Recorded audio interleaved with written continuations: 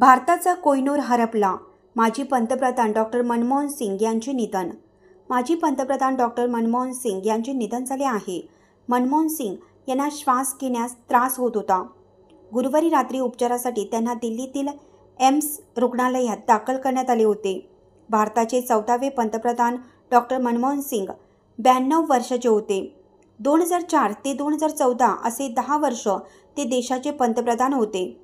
विद्वान, स्मितभाषित आणि संवेदनशील नेता म्हणून मनमोहन सिंग यांची ओळख होती. 33 वर्ष ते खासदार होते, तर देशाचे पहिले पंतप्रधान जवाहरलाल नेहरू आणि इंदिरा गांधी यांच्यानंतर 10 वर्ष पंतप्रधान राहणारे पहिले पंतप्रधान होते. डॉक्टर मनमोहन सिंग 1991 पासून राज्यसभेचे सदस्य होते, जिथे ते 1998-2004 पर्यंत विरोधी पक्षनेते होते. 2004 आणि 2009 मध्ये काँग्रेस पक्षाच्या ऐतिहासिक विजयानंतर त्यांनी 22 मे 2004 आणि पुन्हा 22 मे 2009 रोजी पंतप्रधान पद स्वीकारलं. डॉक्टर मनमोहन सिंग यांची विकासाप्रती असलेली बांधिलकी आणि त्यांच्या अनेक कर्तृत्वाची ओळख त्यांना बहाल करण्यात आलेल्या अनेक सन्मानाद्वारे करण्यात आली.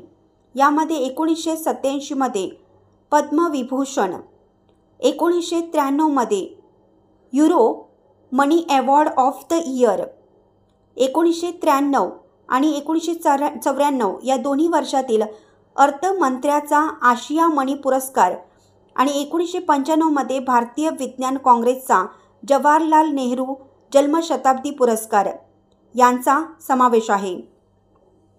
डॉक्टर मनमोहन सिंग यांचा जन्म 26 सप्टेंबर 1932 रोजी पंजाबमध्ये झाला. त्यांनी 1952 मध्ये पंजाब विद्यापीठातून अर्थशास्त्रात पदवी आणि 1954 मध्ये पदव्युत्तर पदवी प्राप्त केली.